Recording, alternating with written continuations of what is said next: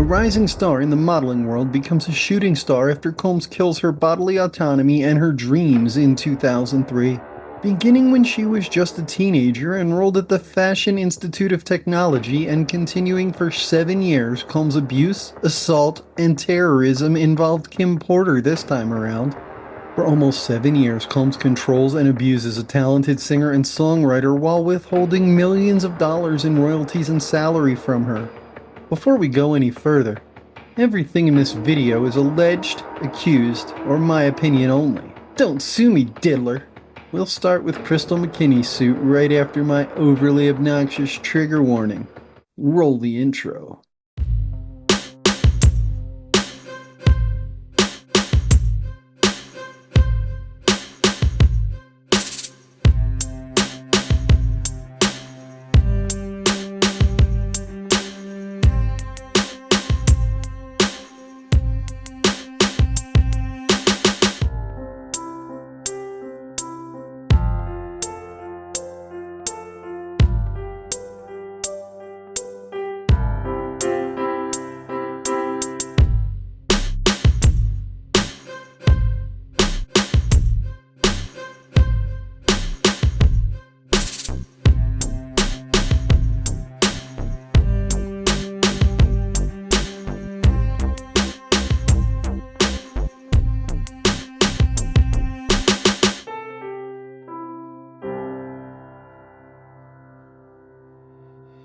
In 1998, Krystal was an aspiring model when she achieved international recognition with a little help from MTV.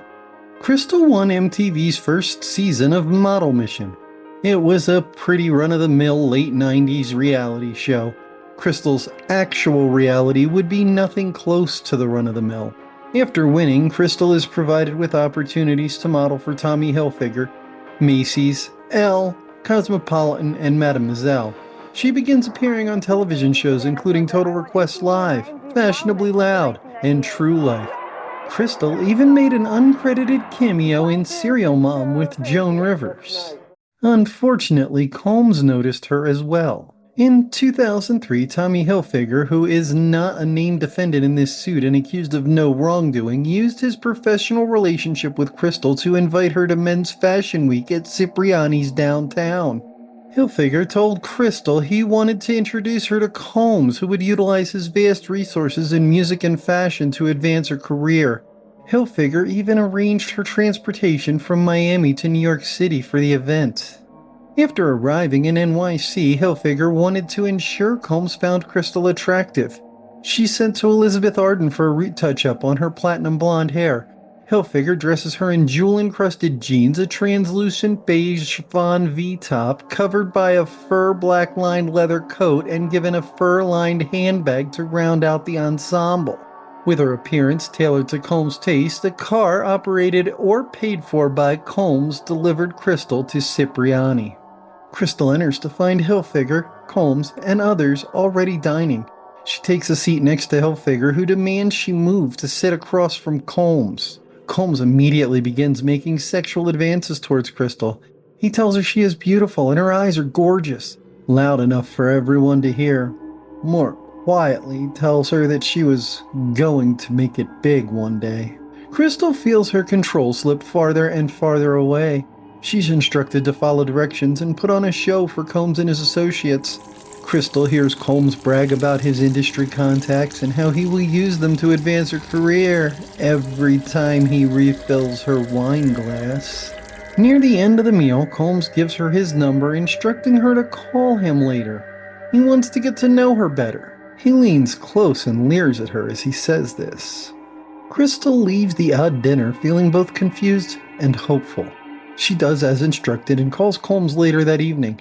He invites her to his studio. Feeling reassured by the public place and the presence of others, Krystal goes to the studio in a car paid for and/or operated by Combs.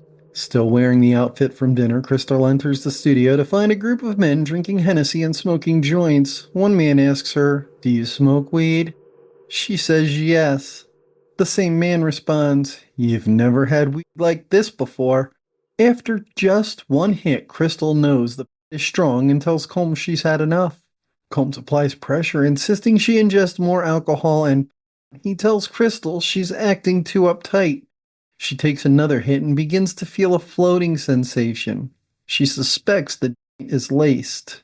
According to WebMD, he can be drunk, injected, snorted, swallowed in pill form, or smoked. When smoked, it takes about 5 minutes to feel the high and 15 to 20 minutes for it to peak. The vast majority of users either snort or smoke the drug. The effects include happy, joyful, and euphoric feelings, beautiful visions, fearlessness, and a sense of floating. In the video about Joy Dickerson-Neal's suit, she also reports feeling as if she took after smoking weed with Combs.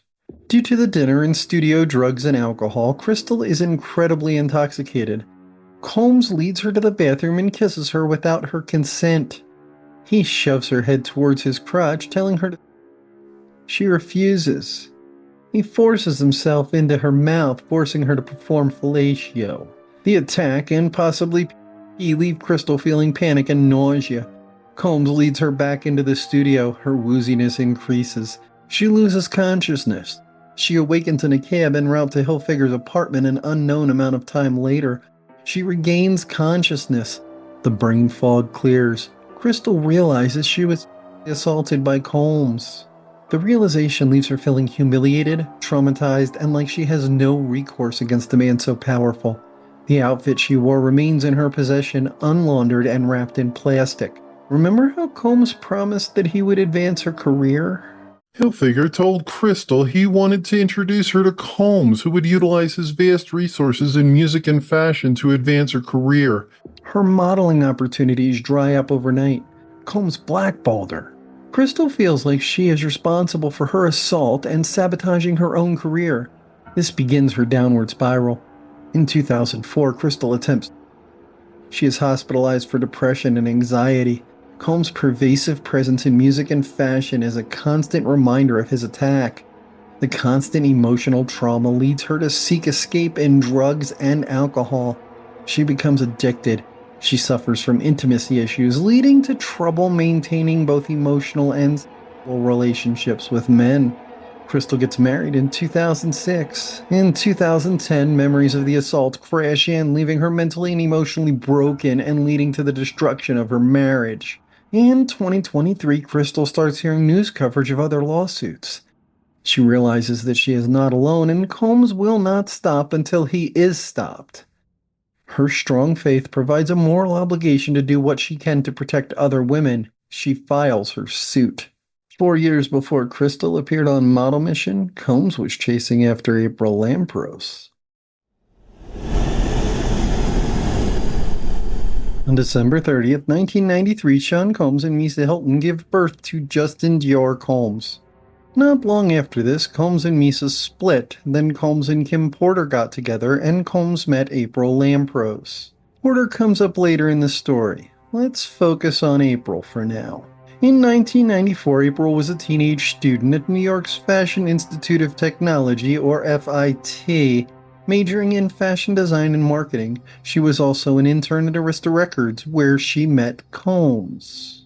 Combs attempts to impress the young woman with invitations to Bad Boy Studios, promises of mentorship and introduction to music and fashion executives, as well as assistance finding work. Combs love bombs the young impressionable teen with gifts, flowers, and an invitation to his first Father's Day celebration. A month later, Combs invites her to a bad boy party where Usher, Craig Mack, and the Notorious B.I.G. are slated to perform. The kind gestures quickly become an aggressive, coercive, and abusive relationship based on sex. Combs flies April to Atlanta and Miami to spend time with him and engage in liaisons. April is already being controlled by Combs through his terrible temper and threats of physical harm. April experiences this side of Combs if she talks to other men, doesn't take his calls, or talks about ending the relationship. Combs doesn't want anyone to know he would date a white woman. Eventually, April experiences 4 terrifying sexual encounters with Combs. In 1995, April didn't drink when Combs invited her to a Soho bar. Upon arriving, April is introduced to another woman. Already familiar with Combs' delusional and violent outbursts, April does not feel free to refuse the drinks he offers. The three drink lightly. A couple sips leave April feeling uneasy. The two women are guided to a vehicle by Combs and taken to the upscale Millennium Hotel. April feels like the walls are closing in. Combs lays her on the bed, forcibly climbs on top of her, and kisses her without consent. She turns her head to avoid his lips. He grabs her face and kisses her forcefully. April says she's not feeling well. Combs undresses her as the weak and powerless April tries to hold on to her clothes. She begs Combs to stop. He does not. Her mind is foggy. She cannot process why this is happening. She feels out of control. During the assault, April passes out. The morning sun comes through the open drapes, waking the naked, sore, and confused April. She dresses and leaves as quickly as she can. This is the last contact she has with Combs for months. Then the gifts, cards, flowers, and promises start again. The hopeful and naive youth is easily fooled by the 26-year-old music mogul. She convinces herself that the first is a possible mulligan. This is common with mentally manipulated victims. April gives Combs a second chance. The two meet near Combs' Manhattan apartment. Combs assures April that what happened before will not be repeated. Combs reiterates promises of access to industry professionals and help pursuing her dreams. Combs maintains a respectful attitude and regains April's trust through a series of professional interactions and April's internship at Arista Records. Eventually, April feels safe enough to go to dinner with Combs alone. While walking through a parking garage near his apartment, a slightly intoxicated Combs attacks again. Combs grabs her waist, forcing her to her knees, exposes his phallus, grabs her hair, wraps it around his fist, and forces himself into her mouth, and demands. Through her tears, April sees the garage attendant watching. After he finishes, Combs tells April to get up. April stands in shock, morally depleted, embarrassed, and in physical agony. After this, April distances herself from Combs again. Combs' pattern of gifts and empty promises repeats. This time April is nonplussed. She focuses on her studies and leaves Combs. Combs responds to the rejection with anger, threats, and a forceful mobster persona. April lives in fear of him. Combs calls incessantly, often simply to tell the young woman, if anyone is in your apartment, I will beat your ass and theirs. April's terror leaves her feeling stuck with Combs. He knew where she lived and worked. His connections could evict her from the industry of her dreams. She sees no way out. She feels disobedience will result in significant detriments to her personally and professionally. At some point in 1996, Combs ordered April to his apartment. She arrived to find Combs, Porter, and two others there. Porter was Combs' girlfriend at the time. After quick introductions, the quintet visit a nightclub until closing and then return to Combs' apartment where they commence drinking. A couple hours pass before Combs force feeds to Porter and April, his fingers triggering April's gag reflex. He still checks under their tongues to ensure the pills were swallowed. The drugs start to kick in, causing April to feel lightheaded and lethargic. Combs demands that Porter and April engage in sex acts with each other. When April refuses, Combs threatens her job. April acquiesces. Combs sits nearby until he pushes Porter off April and the emotionally numb and checked out April. After the assault, April passes out until Combs wakes her and tells her to leave a couple hours later. Disgusted, ashamed, embarrassed, unable to believe what happened, she makes her way home and distances herself from Combs. Combs keeps her close with industry connections and events like Porter's birthday party. In 1998, April mustered the courage to end the relationship. Porter, who has been resentful since the encounter in 1996, dines at Silver where April works. Simply seeing April enrages Porter. 2 days later, Porter calls and demands April be fired, which she is. Combs laughs about it. During the 2000-2001 cusp, April runs into Combs and his adolescent-sized penis at Rockefeller Center. He orders the making of the band cameras turned off, then asks April how she's been. Says he misses her. He asks her to leave with him. She refuses and leaves alone. Her phone starts ringing. Combs asks her over. She refuses. He offers to send a driver and she stops answering her phone. A few days later, the calls start again. Combs begs to see her, hoping to end the call. She agrees to see him at her apartment. She thinks a daytime meeting in her place will not include an attack. She opens the door and sees Combs' security personnel nearby. The two sit on her couch and talk. Combs apologizes for the past, says he's a changed man, showers her with compliments, and reminisces about their encounters while hinting about an encore. April rejects him. Combs grabs her, forces himself on her. April fights him off and tells him to leave. April opens the door and demands Combs leave, which he does. Combs' relationship with J-Lo ends the next month with infidelity cited as the reason. April believes this encounter to be that infidelity. In 2023, April's boyfriend informs her that a friend of his saw a sex tape of her and Combs in 1997. This had to have been recorded without her knowledge or consent. She learns that Combs showed it to several people. April decides to file this suit. About 3 years after the last time Combs assaulted April, he met Dawn Rachard.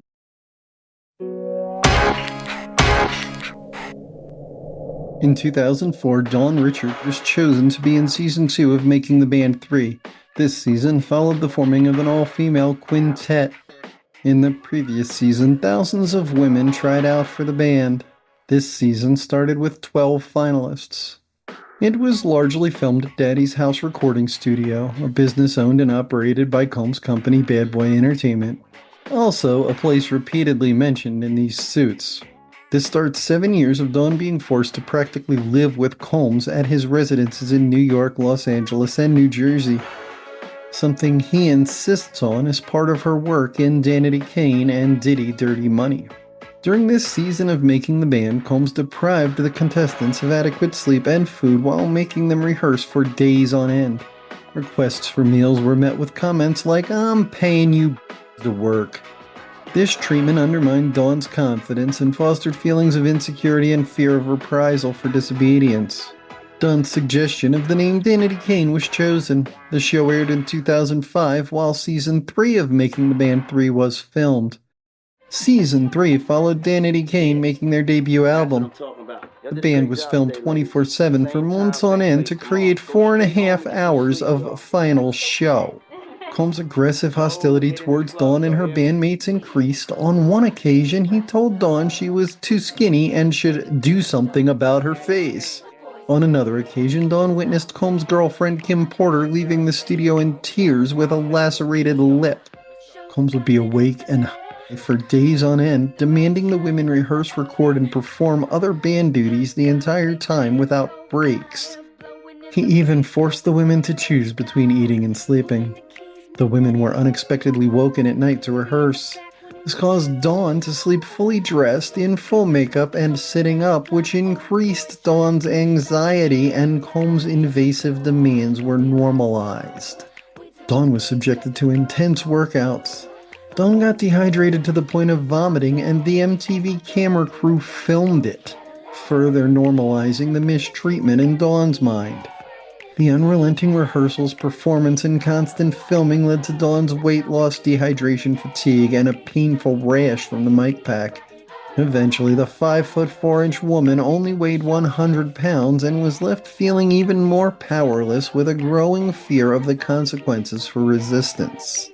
In August of 2006, Danity Kane released their self-titled debut album. The lead single, Showstopper, featured Young Jock and peaked at number 8 on the Billboard Hot 100. The album sold 4 million copies, resulting in $1 million of unpaid wages and royalties to Dawn. About this time, Combs was introduced to Cassie Ventura and Dawn was present. Combs immediately positioned himself directly in front of Cassie, invading her space and isolating her from the room, including her boyfriend Ryan Leslie. A link to the video on Cassie's suit is on the end screen. This also happened to be the first time Dawn was with Combs without a camera crew. This predatory behavior left Dawn feeling apprehensive and afraid. Within a year, the 19-year-old aspiring singer would be coerced into a relationship with the 29-year-old music mogul. In March of 2008, Danity Kane's second album, Welcome to the Dollhouse, was released. The lead single, Damaged, reached number 10 on the Billboard Hot 100. The album sold 2 million copies and resulted in $500,000 in unpaid salaries and royalties for Dawn. Dawn was summoned to Combs' living room for a meeting. Combs was in his underwear. She requested he dress more appropriately. He responded, "This is my house," and refused to comply for the entire hour-long meeting. This left Dawn feeling violated and powerless. On October 7, 2008, Combs fired all the members of Danity Kane except Dawn on national television. Danity Kane disbanded the following year. Dawn was owed $1.8 million for the band's performances. Dawn's compositions, recorded by other Bad Boy artists, led to Combs introducing Dawn to Kalina Harper. Dawn, Combs, and Harper formed the trio featured in making the band for Diddy Dirty Money. The financial hardships Dawn experienced from the lack of pay and disbanding of Danity Kane led to her reluctantly agreeing to participate. The frequent trips from her Baltimore home to Daddy's house studio in New York City without payment exacerbated her financial situation. Combs promised licensing fees and royalties that never materialized. Diddy Dirty Money's last train to Paris was recorded in Combs' LA home. Dawn and Harper arrived for the first day of recording, and Cassie, by this point Combs' girlfriend, was in the kitchen making eggs. Combs entered the room looking high at 9 a.m. and immediately screamed, "I've been asking you for my shit. I can't stand you, bitch. You never do it right," at Cassie. Combs then pushed Cassie against the wall, choked her, and threw the scalding hot pan of eggs at her. Cassie crumpled into a fetal position on the floor. Combs then dragged Cassie up the stairs. Dawn and Harper heard glass shattering as well as crashing and banging noises from upstairs. Harper ushers Dawn out of the house. Dawn's fears for Cassie's safety and her own future keep her awake all night. Combs calls Dawn and Harper in the morning, demanding they return to the studio. The lights in the recording room are dimmed, they are given flowers, and Combs explains, "This is normal. This is just a lover's argument where no one was hurt. If you want to make it, you'll shut your mouth." Combs threatens, "If you say anything, there will be consequences." Repeatedly witnessing Combs' abuse leaves Dawn no doubt he would follow through on these threats. During these rehearsals, Combs insists Dawn strip to her underwear.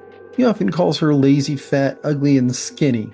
Yes, he called her fat and skinny.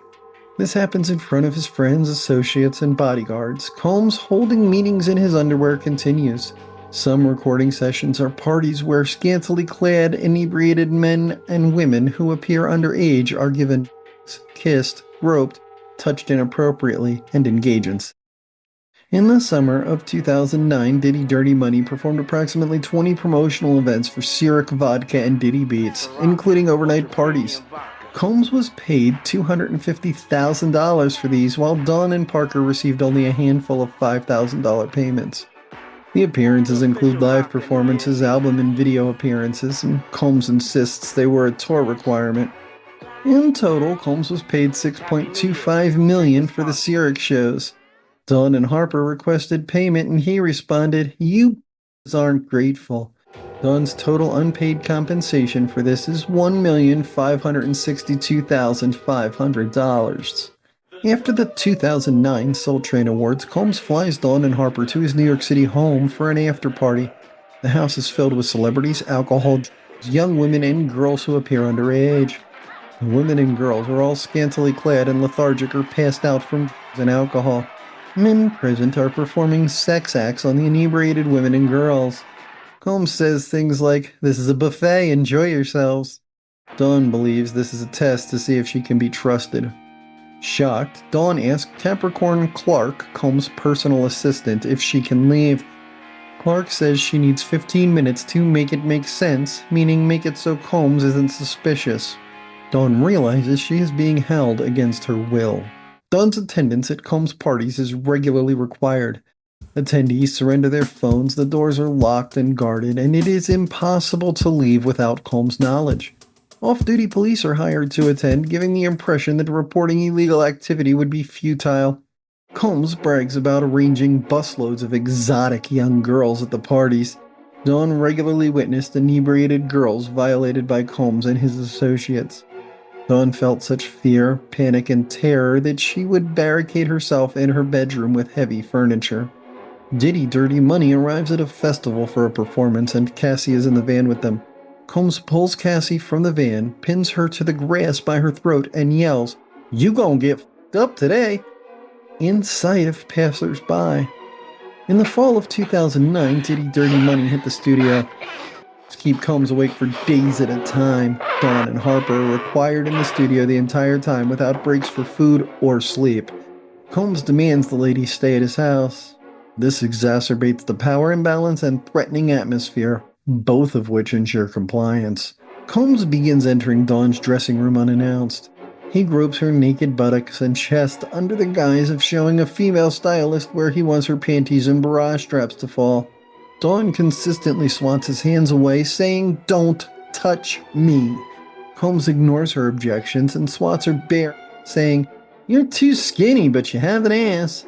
Combs comes and goes from the studio at will. When Dawn leaves, Combs calls her demanding, "Where the fuck are you?" Requests for food and or rest are met with statements like, "I make N-words go missing." The requests cease as both women are confident Combs is willing and able to follow through on the threats. Combs' behavior was often erratic, calling Dawn too skinny and simultaneously refusing food, demanding she live on peanut butter shakes while he ate chef-prepared meals in front of her. Dawn's fears for her own safety and well-being increase. Dawn becomes even more apprehensive about communicating her needs.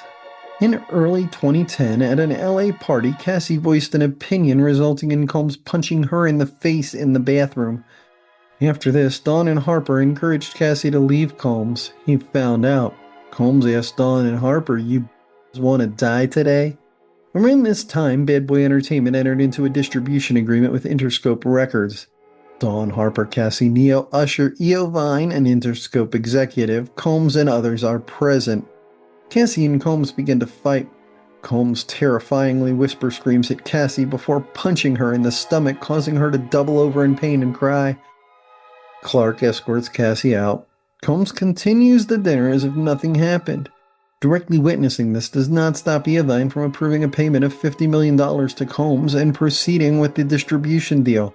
Cassie's perspective on this is covered in the video on her suit linked on the end screen.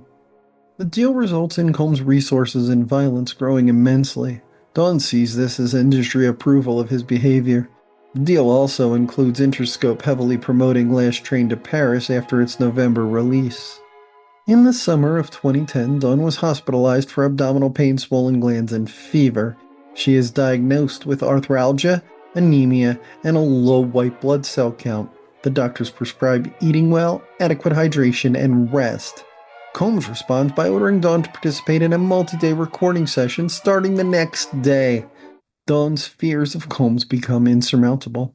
During this time, Combs beats Cassie in front of Dawn repeatedly.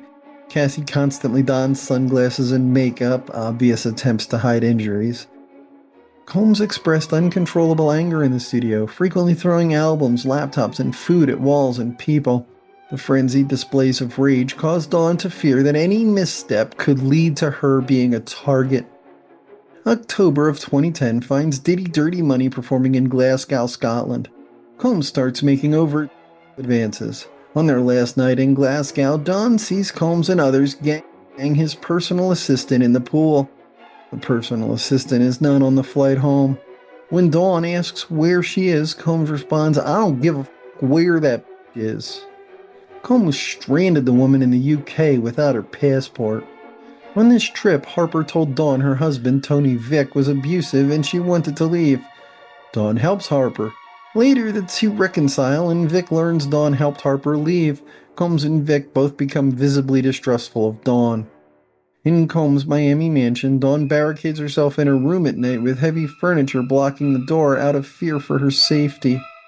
In December of 2010, Dawn, Cassie, and Harper are in Combs' LA home when he grabs Dawn's breasts and states, "I want to gift you fake titties for Christmas." Dawn recoils in shock, leaving the room. Combs begins denying Dawn singing parts on songs. Earlier that month, Diddy Dirty Money was preparing for an SNL appearance. The rehearsal schedule was unpredictable and included days-long rehearsals without breaks for rest or food. On one occasion, Dawn and Harper waited for a car all day. Combs called demanding, "Where the f*** are you?" and saying, "Get a cab!" The women arrive to Combs and Harvey Pierre waiting in the lobby. Combs screams, "Where the were you?" People in the lobby react. Dawn asks Combs to stop, takes a swing at her. Combs' bodyguard pulls her out of the way and locks her in the bad boy Bentley with Harper. There are no door handles inside the car. Dawn's possessions are in the studio. She uses Harper's phone to call her father in Baltimore. Shortly, Harper is taken into the studio and Dawn is left in the unheated car without her coat. 2 hours later, Dawn's father arrives and demands to see his daughter. He procures her release and threatens to call the authorities. Combs tells him to think about your family. After the performance, Dawn is told, "You don't call your dad unless you're in the hospital." Diddy Dirty Money sells 2 million copies of one single and 500,000 of another in the US. 5 million copies are sold in Australia. Dawn is entitled to 1.5 million in salary and royalties from this. She receives nothing. In 2020, a reboot of Making the Band was scheduled with Dawn as a judge. COVID-19 decided that this would not happen. However, Dawn had already spent hundreds of hours preparing and she was not compensated for this time. Just so you're aware, if you simply add up all the enumerated monies owed to Dawn that I cited above, it comes out to $6,362,000. Let's wrap up this video. Next time we'll take a look at Adria English's suit against Combs. 15 more suits were filed against Combs in October of 2024, many of them by unnamed people, John and Jane Doe's, because they were underage at the time of the assaults. One was a 10-year-old boy and one was a 13-year-old girl. I will be attempting to find their filings and reporting on them if I can. It is getting incredibly difficult to know which suits have been covered and which have not, with the growing number that do not uniquely name individuals and demonstrate repeated criminal behaviors on Combs' part. In preparing for this video, I read through Derek Lee Cardello's Smith suit against Combs, and honestly, I do not believe that suit has merit. However, I believe all the other suits do, so I decided it is best simply not to cover Cardello's suit against Combs.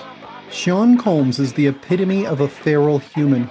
He gives in to his animalistic desires for self-gratification at the expense of everyone around him and teaches his children to do the same thing.